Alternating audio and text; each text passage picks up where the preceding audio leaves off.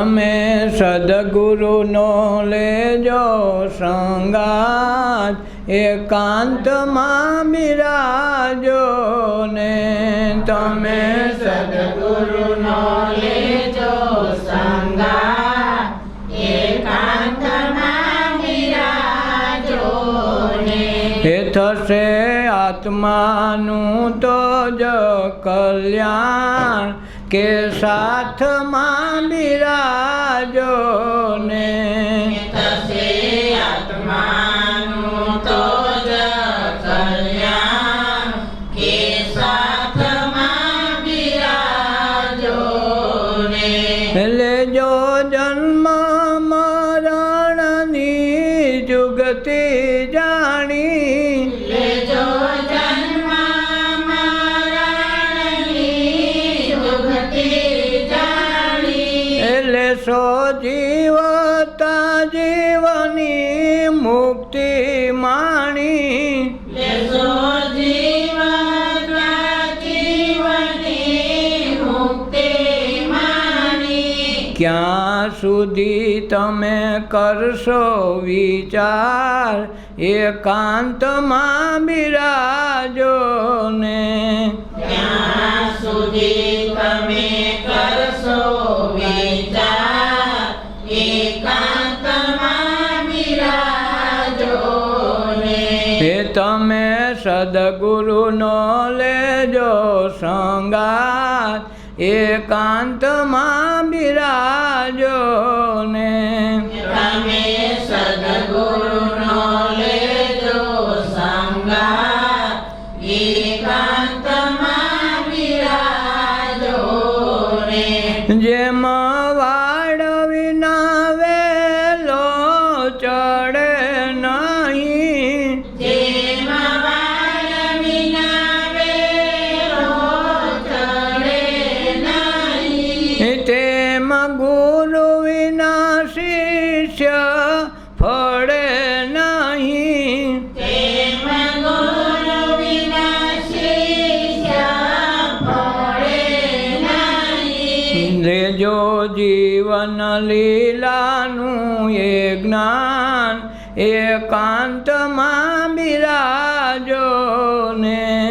લેજો જીવન લીલાનું જ્ઞાન, એકાંતમાં બિરાજો ને. એ થશે આત્માનું તો જ કલ્યાણ, કે સાથમાં બિરાજો ને.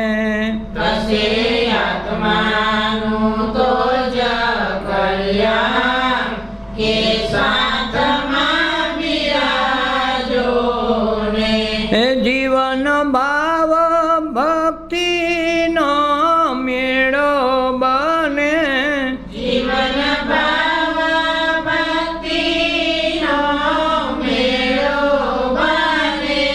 રોજ પ્રભુજી આવીને ભેળો જમે, રોજ પ્રભુજી આવીને ભેળો જમે. લેજો ગીતાના જ્ઞાનનો સાર, સંગાથમાં બિરાજો ને. લેજો ગીતાના જ્ઞાનનો સાર, સંગાથમાં બિરાજો ને. તે થશે આત્માનું તો જ કલ્યાણ, કે સાથમાં બિરાજો ને. થશે આત્માનું તો જ કલ્યાણ, કે સાથમાં બિરાજો ને.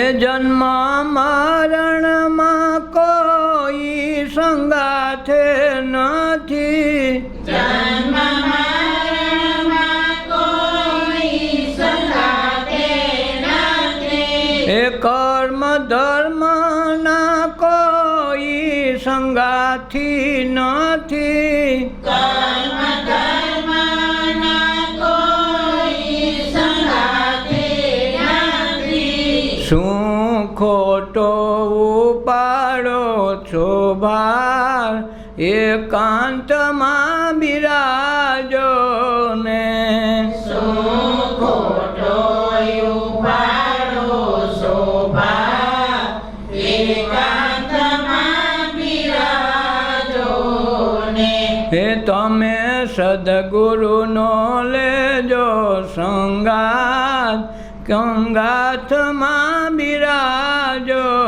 ને તમે સદગુરુનો લેજો સંગાથમાં બિરાજો ને હે જમન તારા વિના કોઈ તારું નથી જમન તારા વિના કોઈ તારું નથી સદગુરુ વિના અજવાળું નથી સદગુરુ વિના જવાળું નથી એ થાવો અગમની ગમની પાર સંગાથમાં બિરાજો ને થાવો ગમની ગમની પાર સંગાથમાં બિરાજો ને હે તમે સદગુરુનો લેજો સંગાત એકાંતમાં બિરાજો ને તમે સદગુરુનો લેજો સંગાત એકાંતમાં બિરાજો ને એ થશે આત્માનું તો જ કલ્યાણ કે સાથમાં બિરાજો ને થશે આત્માનું તો જ કલ્યાણ કે સાથમાં બિરાજો ને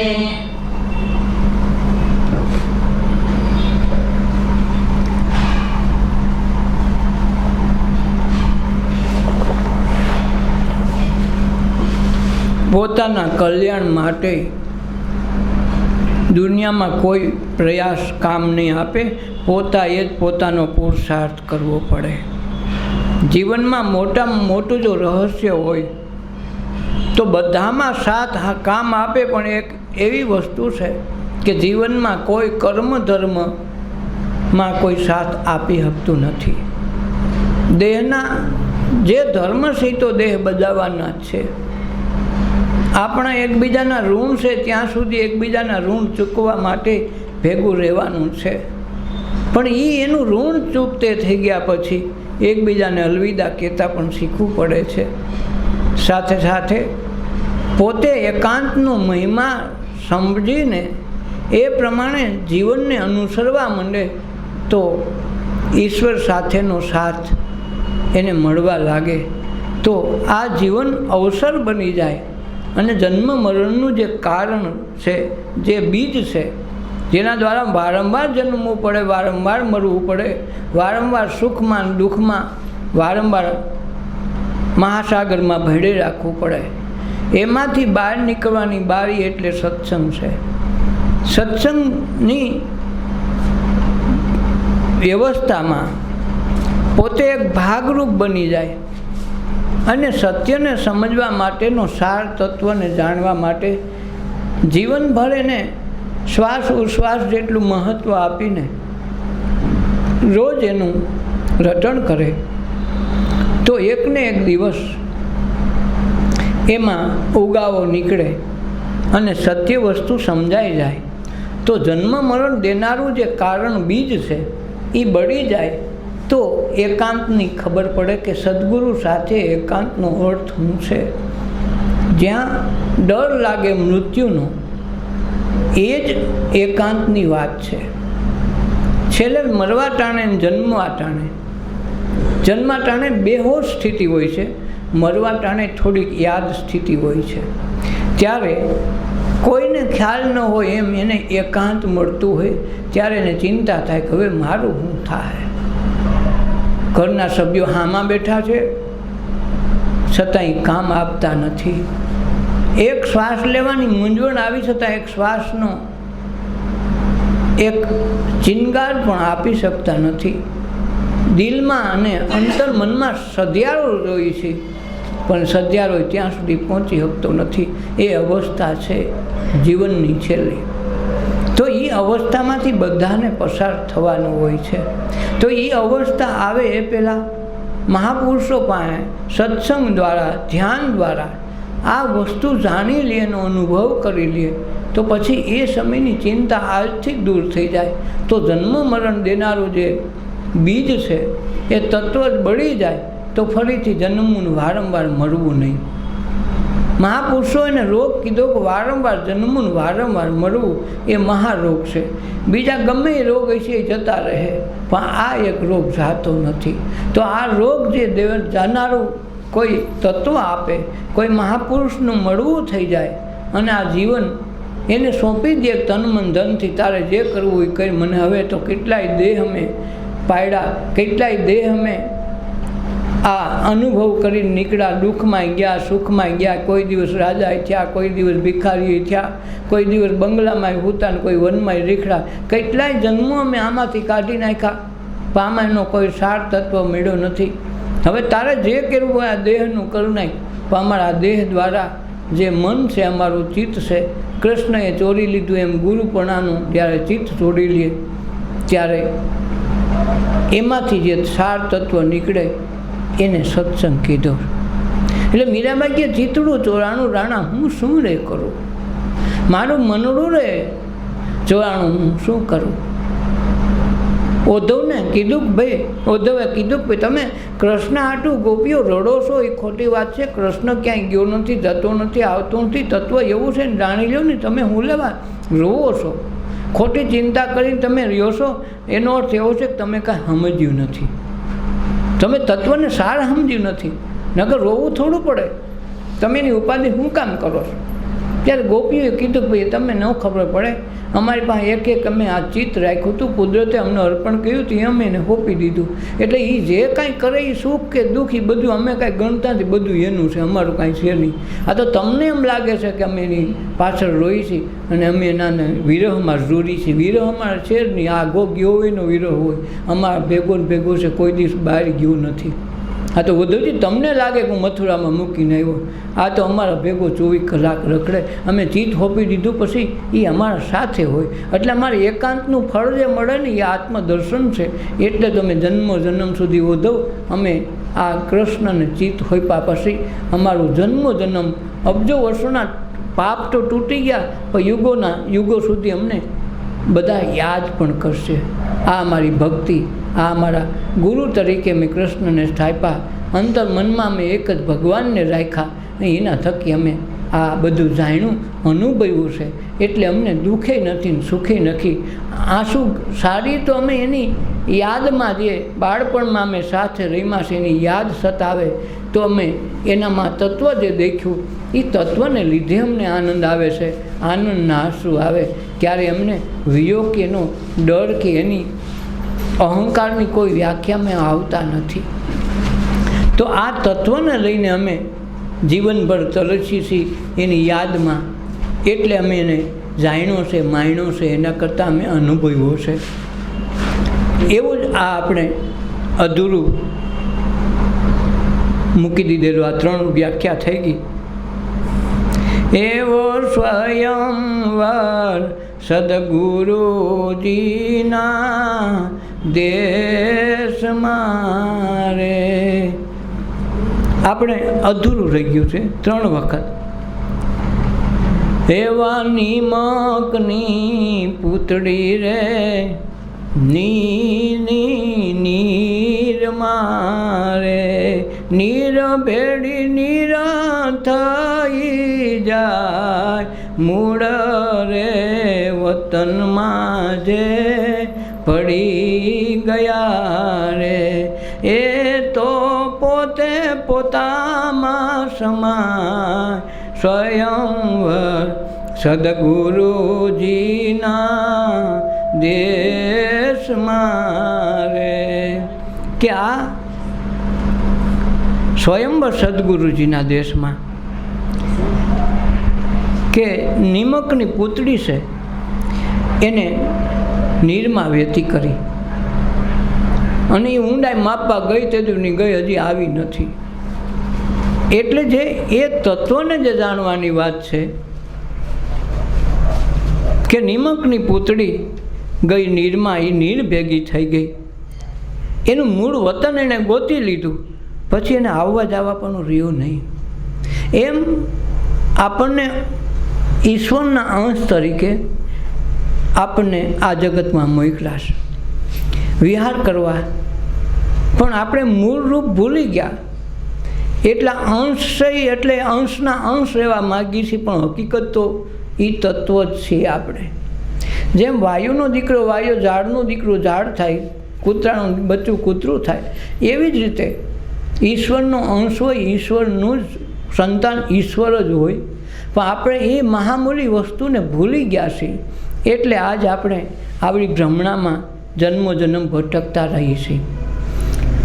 પાણીની જે પૂતળી મીઠાની હતી એને દરિયામાં મોકલી દીધી. તું જોયા તો ખરી દરિયા કેટલો ઊંડો છે. પછી એને ખબર પડે કે આ તો મારું સ્વરૂપ છે ને એમાં ઓગળી ગઈને પાછી ન આવે. એમ જે પોતાના સ્વરૂપને જાણી લે, સદગુરુનો સત્સંગ કરી લે, એનો સાથ માની લે અને એના જીવન મરણની યુક્તિ એકાંતમાં જ્યારે માણી લે, ત્યાં એને ખબર પડે કે આ તો મારું સ્વરૂપ હું આજ ભૂલી ગયો હતો. અબજો વર્ષો વયા ગયા, યુગો વયા ગયા, કેટલાય જન્મો લીધા ને કેટલાય વખત મેળ્યો, આજ ખબર પડી ગઈ કે આ તો મારું મૂળ રૂપ જ છે.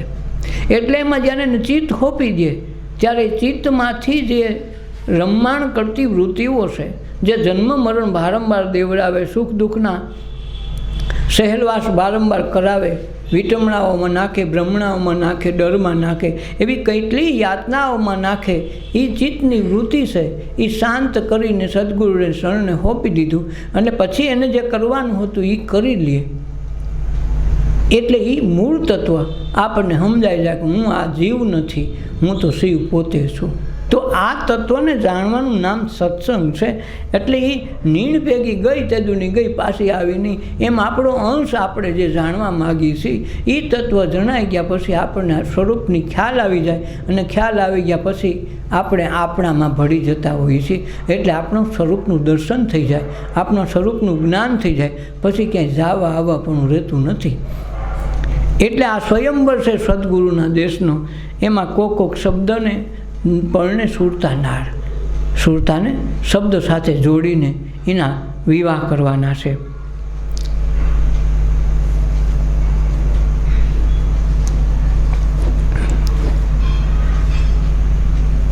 મૂળ વતનમાં એ ભળી ગયા, આપણે આપણું સ્વરૂપમાં ભળી જાય પછી કાંઈ રહેતું નથી. એવા વિવારે વિતોને મ્યોડ થાંભલે રે, ઉકરડીનો કર્યો છે ઉછે, ખોટી રે કરતી તી જેની કલ્પના રે, પરણી પધાર્યા પોતાને દે સ્વયંવર સદગુરુજીના દેશમાં રે, પરણે સુરતાન શબ્દના એવો સ્વયંવર સદગુરુજીના દેશમાં રે. વિવાહ વીતો ને મોઢ થાંભલે. વિવાહ થઈ ગયા પછી ઓલો મોડિયો બાંધ્યો ક્યાં નાખજે, એ થાંભલે ચડાવી દેવાનો. ઉકરડીનો કર્યો છેડ, એટલે જે ઉકેડો અત્યાર સુધી જે જીવનમાં સુખ દુઃખના પાપ પુણ્યના જે કાંઈ કચરો ભેગો કરી રાખ્યો હતો એ ઉકેડીનો ઉછેર કરી દીધો કે આજ સુધી મારી કલ્પનાની ધારણા હતી ઈશ્વર સાથે પરણવાની, પહેલાં પછી સમજાણું કે આ માયલું એ માયલું કાંઈ છે નહીં, મારી કલ્પનાના ભાડા બધા ઉઠી ગયા. એટલે વિવાહ વીતોને મોઢ થાંભલે મૂકી દો. પછી મોડિયો ને બોડિયો ને ક્યાં વહી જાય ને ક્યાં તમારો મીંઢોર વહી જાય કોણ જોવે છે.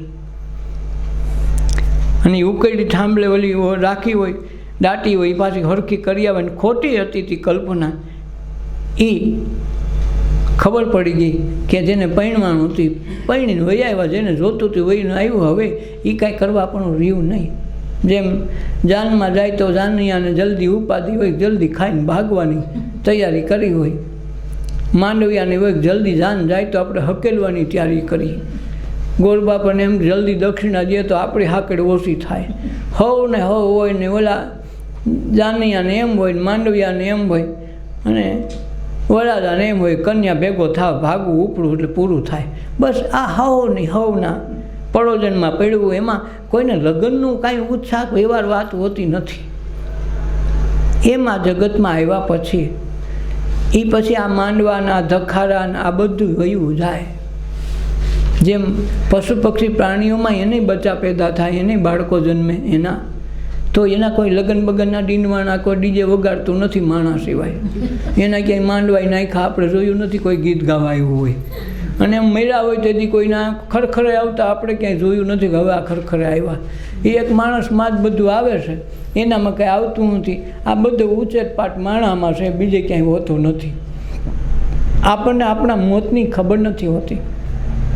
જ્યારે પશુ પક્ષીને ખબર પડી જાય એ કંઈ ન હગે. પક્ષીઓના તો એવા ડુંગર હોય જિલ્લે વાઇઝમાં, કોઈ એવા ઝાડ હોય, ઊંડી ખીણ હોય, ત્યાંનું સ્મશાન ઘાટ હોય. જેથી એને ખબર પડી કે આવતીકાલે મારે જવાનું છે તો એ પક્ષીને ભેગા લઈને એના પક્ષીડાઓ બધા એને ભેગા આવે, એના અંગત નજીકના બધા ઓળખાણવાળા બધા, અને હારે ઉડતા ઉડતા જાય અને એ ખીણમાં જઈને પોતે જંપલાવી દે. એ જ્યાં નીચે ન પડે ત્યાંનું પ્રાણ પંખીડું ઉડી ગયું હોય.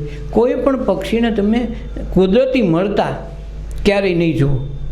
શું કામે કે એ કુદરતની દેણગી છે એને, કે એ મરે ને અગાઉ ખબર પડી જાય કે અમારો દેહ કોઈના કચરામાં કે કોઈને દુર્ગંધ મારે એ ન ગમે. હા, અકસ્માતે કોઈ બિલાડે પકડ્યું હોય, કોઈ શોર્ટ સર્કિટ થઈ કોઈ પક્ષી મર્યું હોય તો ભલે, બાકી કાયદેસર એનું મોત થતું નથી. મોત થાય તમે દેખો નહીં. એ પંખીડાઓ એની મેળેનો સ્મશાન ઘાટમાં જઈને પોતે જંપલાવી અને પોતાનો દેહ છોડી આવે. બે જણા ઓરાવા ગયા ઓરાવીને વહી આવે. એ વસ્તુ સમજવા જેવી છે કે એને મૃત્યુની ખબર પડી જાય છે. એમને અમુક મનુષ્યોને એના મોતની પણ ખબર પડી જાય. આપણે શું કરવું છે ને શું કર્યું છે એ બધું ખ્યાલ આવી જાય. હિસાબ કિતાબની ખબર પડી જાય પણ કહેવાતું નથી. સમય આવે તો એને ખ્યાલ આવી જાય કે અમારો લાંબો સમય નથી, છતાંય કહી શકતા નથી. પણ સ્પષ્ટ એ પંખીડાઓને પશુઓને પણ સૂજી જાય છે. એટલે જે મોતનું કારણ શું છે એનું મર્મ સમજાઈ જાય તો જન્મનું કારણ સમજાઈ જાય. તો જન્મ મરણ બેયમાંથી નીકળવું હોય તો જન્મવું મરવું બે બંધ થઈ જાય તો થાય. જેમ સુખમાંથી ઉબકી જાય માણસ તો એ દુઃખમાંથી પણ ઉબકી જાય. જેમ દુઃખમાંથી આપણે ઉબકી જાય કે હે ભગવાન આના કરતાં તો હવે કાંઈક આમાં સારું થાય તો સારું, તો દુઃખથી આપણે ઉબકી ગયા. એમ જે મહાપુરુષો આ જગતમાંથી સંસારમાંથી વ્યવહારમાંથી ભાગ્યા, સંન્યાસી થઈ ગયા, કોઈ વનનો માર્ગ, કોઈ તપનો માર્ગ, કોઈ જ્ઞાનનો માર્ગ, કોઈ ગુરુનો આશ્રમ પકડી લીધો, એમાં કારણ હું સુખથી એ છલકાઈ ગયા, સુખથી એ ભાગી ગયા કે ભાઈ હવે આ સુખમાં હવે બસ આમાં કાંઈ કેટલું જોઈને કેટલું જોઈએ. તો સુખ દુઃખથી બેનાથી પર આપણું પરમ તત્વ છે એને જાણવાનું નામ સત્સંગ છે. સુખનાય આપણે નથી રહેવાસી ને આપણે દુઃખનાય નથી. કાંક સુખે ટાઈમ પર આવે, દુઃખે, બેને આપણે જોવાવાળા છે. બેને આપણે અનુભવ તો કરીએ જ છીએ રોજ કે આ સુખ આવ્યું આપણને ખબર પડી ગઈ, દુઃખ આવ્યું એની ખબર પડી ગઈ. તો આ બેને આપણે જાણવાવાળા છે. જેને આપણે ઓળખી, જેને આપણે જાણીએ એ આપણાથી નોખા હોય. નોખા હોય આપણે એને નોખા કરીએ કે ભાઈ તમે ગુડ બાય કહો. આપણે આપણને કોઈની ગુડ બાય કહી હગી નહીં. એમ સુખ કે દુઃખ એ બેમાંથી એકે આપણા નથી અને આપણે એનાય નથી. તો એ બેથી પર જાય.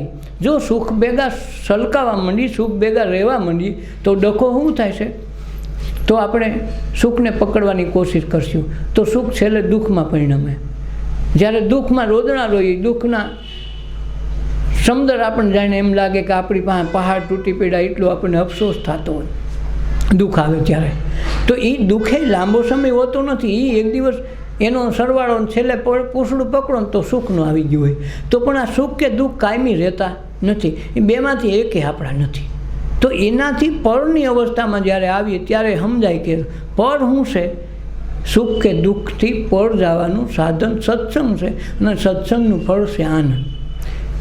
એટલે કે બાઈ મીરાના ગિરધર સ્વામી ગોપી આનંદ સુખડા પામી, સદગુરુએ જુગતી કીધી મને વર રૂડાને દીધી, મને વર રૂડાને દીધી.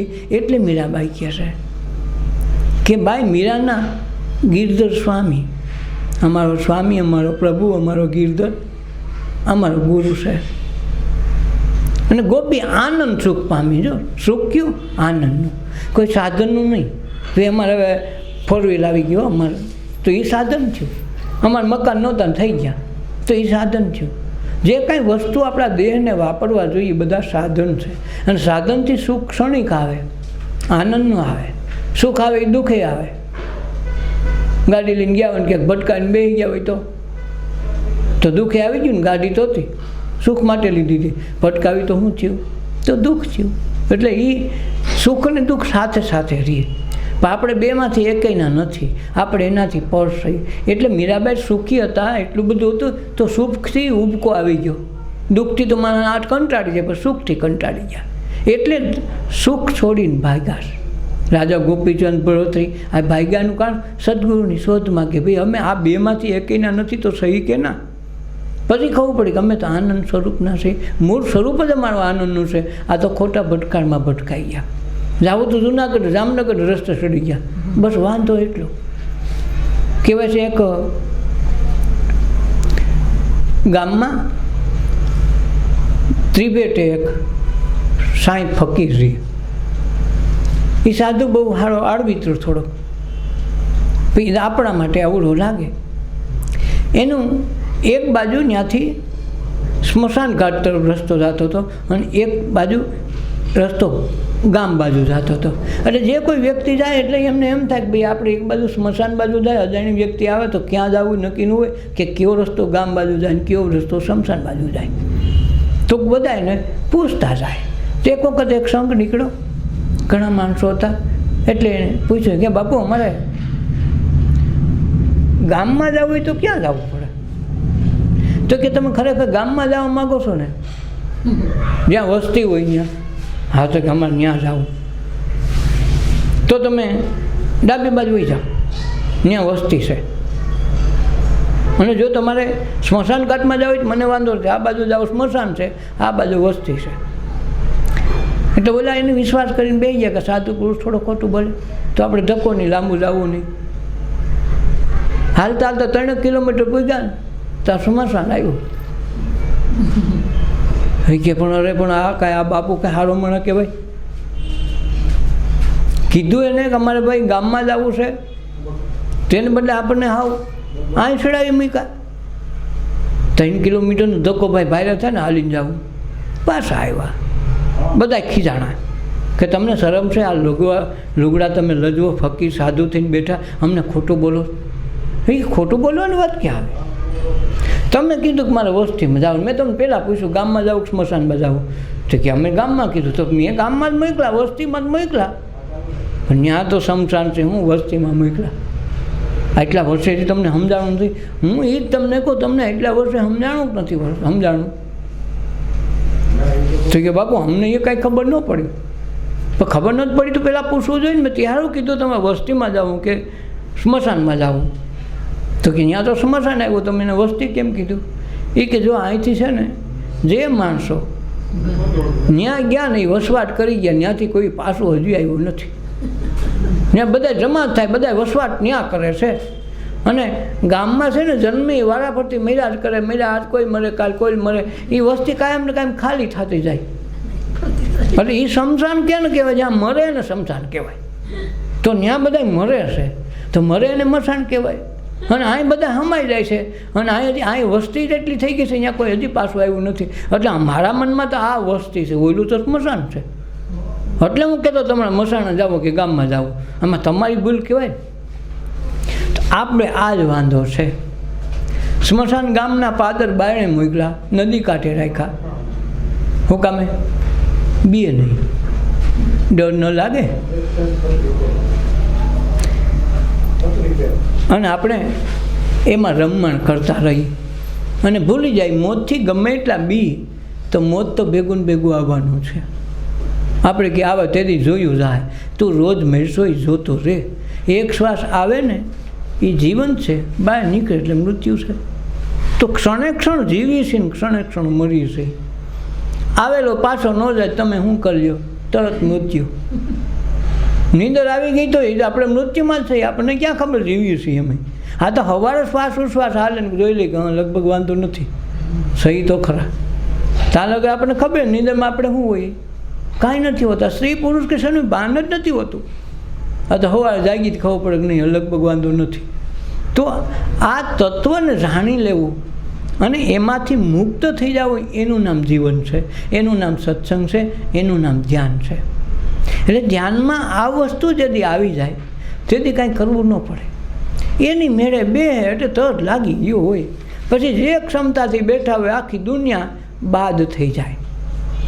જેમ ઊંઘી અને બધું બાદ થઈ જાય એમ ધ્યાનમાં બધું એની મેળે બાદ થઈ જાય. ઊંઘ કંઈ આવે? આખા દુનિયાના બધા વિચારો ધીરે ધીરે ગળાઈને સાફ થઈ જાય ને એક વિચાર ન રહે તેની અંદર આવે. ન કે વિચારો આવશે તારે પડખા ફેરા કરજો, પડખા ફેરા કરજો. આ તો હારે આ વિચાર જ આવ્યા કે નીંદર ન આવી, કે વિચાર આડા આવ્યા. એમ ધ્યાનમાં એ વિચાર આડા આવે. પણ ધીરે ધીરે જો એ વિચારને પણ જોતા શીખીએ તો ધીરે ધીરે ખબર પડે કે ઓહો લા આ તો હું આજ સુધી આ વિચાર ભેગો રખડતો એટલે ડખો થયો હતો. આ ડંગોરો નડતો હતો. કૂતરું આ ડંગોરો દેખીને તો કહ્યું હતું આ દોડતું હતું. આ ડંગોરો મૂકો, કૂતરું તો સમર્પિત છે. પછી ખબર પડે કે આ વિચારોનો ડખો હતો, એ ડખો મને કરાવતું હતું. આ વિચાર નડતા નહોતા તો વિચારને હું જોતા શીખો નહીં. જો વિચારને જોવા માંડીએ તો ધીરે ધીરે કરતાં ઓછા થતાં ગળાની એકદી સાફ થઈ જાય.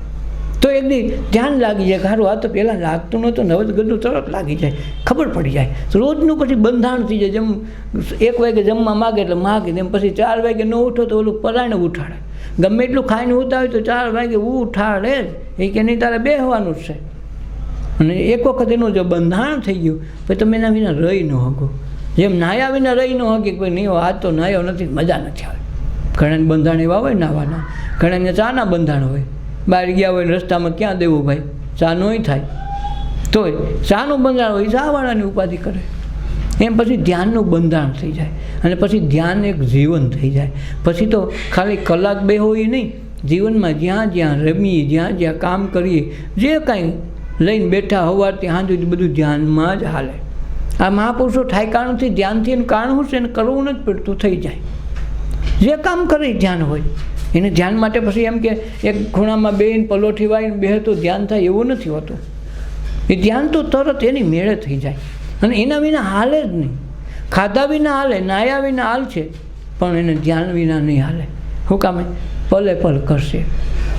આ પલ જાવે રે કરી લે ને બંદગી, હે મન મારના કાહે કો ડરના, હે મન મારના કાહે કો ડરના, એ પલ ફેર ન આવે રે કરી લે ને બંદગી. આ પલ જાવે રે કરી લે ને બંદગી. કે આ પલ વહી જાય. આપણે પલે પલનો હિસાબ રાખવો પડે એમ છે. ન કે ઓઈલો તો રાખે જ છે. તમે હું કર્યું એ બધું કોરા કાગળમાં બહુ સરસ લખીને રાખે છે. તમે એમ કે હું ભણેલ નથી તો એની ભાષા નોખી હોય. એટલે ત્યાં આપણે વેમમાં હોય કે અમે ક્યાં ભણેલા છે, વાસવા મારે ઉકેલી દેવું એમ નહીં હાલે. ઓલો બહુ પાકો માણસ છે. ઓલા વાણિયા જેવા પાકા થાય ને તો થાય. એક વાણિયો મરી ગયો ને તો એને લઈ ગયા જમણાવે. પછી એને કીધું કે ભાઈ મારો હું વાક ને હું ગુનો. તો જો વાણિયા તારી પાસે 2 આઈટમ છે, પુણ્ય થોડું છે ને પાપ જાજુ છે. પુણ્યના પ્રતાપ તને સ્વર્ગમાં તને લઈ જઈ હીગી એમ છે.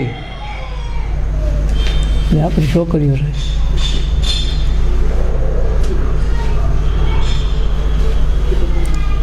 કે પુણ્યમાં જવું છે તારે, પહેલાં સ્વર્ગમાં જાવ કે નરક જવું છે તારે, હું કરી લે, નક્કી કરી લે પહેલાં.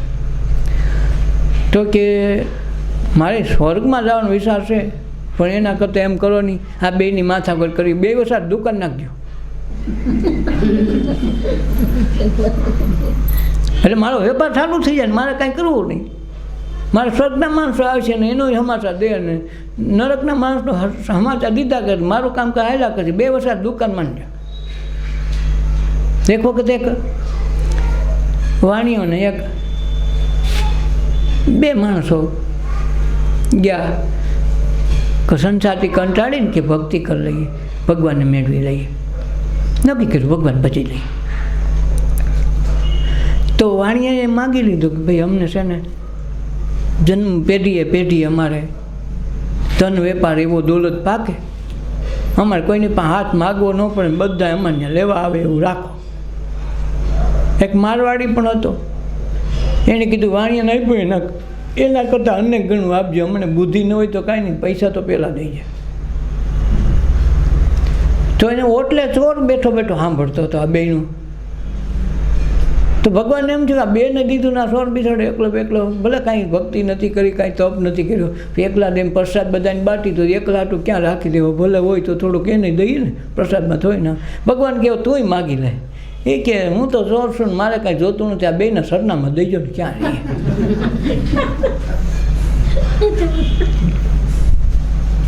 પછી એક ડોસી છે ને બાળપણમાં ગુજરી ગઈ.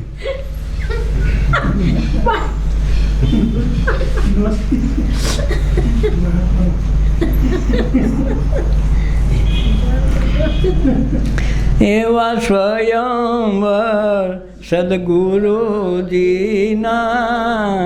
દેશમાં રે, પરણે સુલતાન શબ્દના સ્વયંવર સદગુરુજીના દેશમાં રે.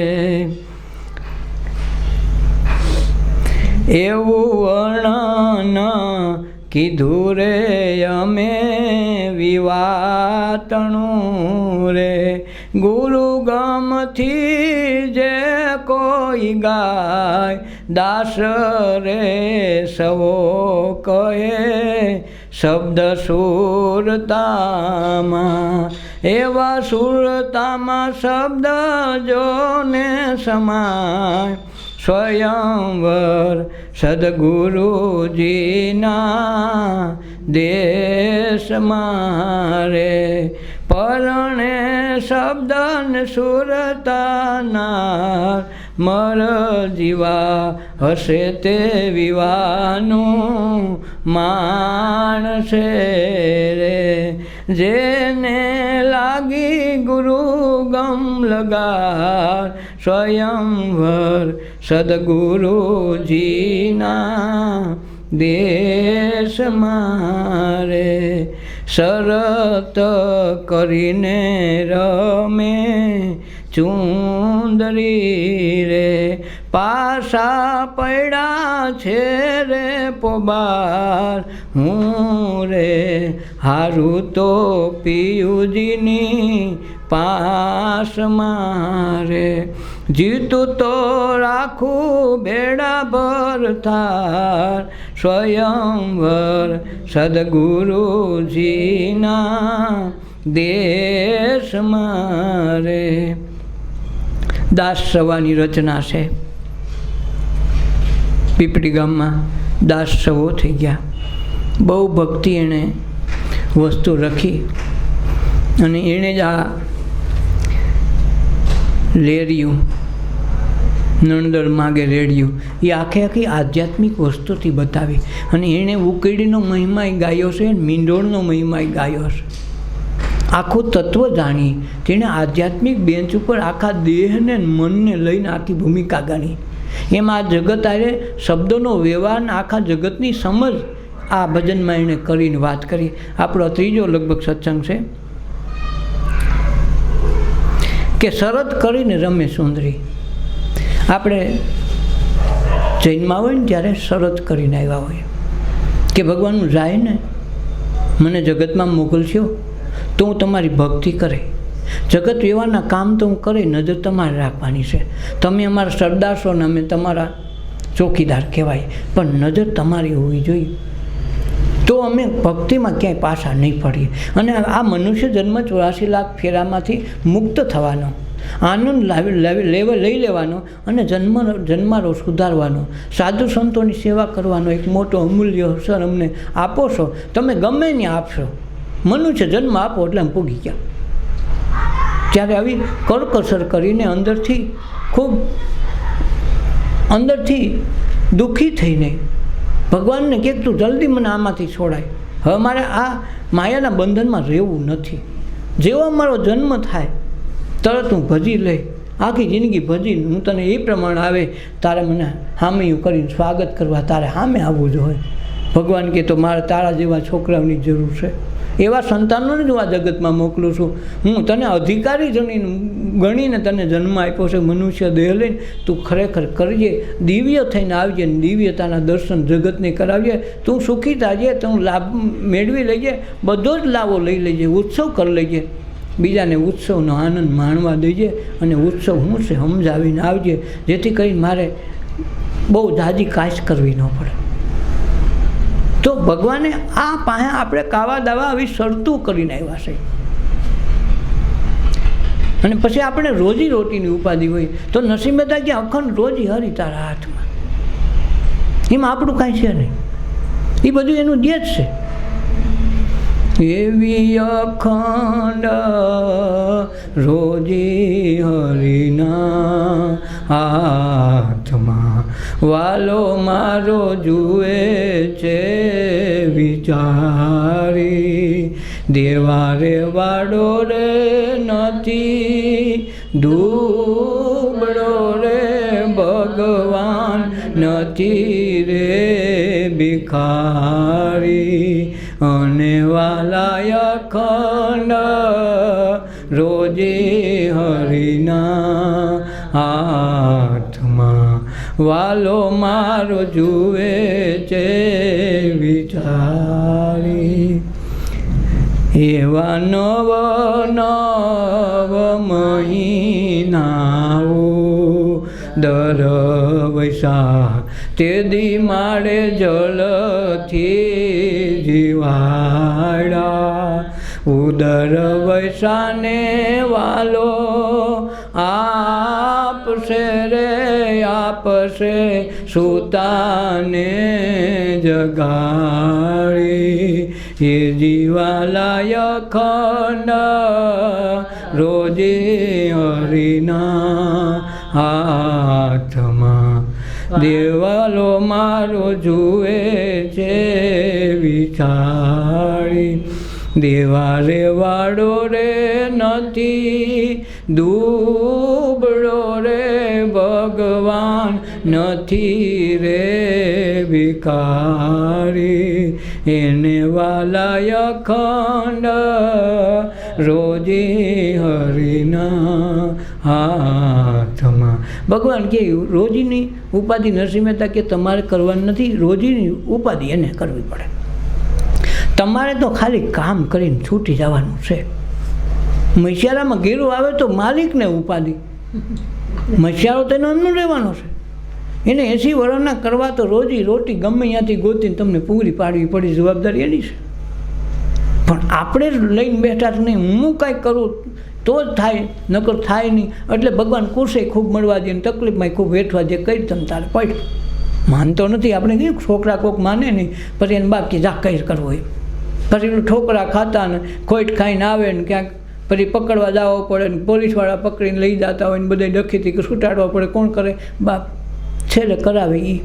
એટલે કે રોજી રોટીની ચિંતા ન કરતા, દેવાવાળો દુબળો નથી, ભગવાન ભિખારી નથી કે તમારે માગવું પડે, એ એમને એમ દઈ દે છે.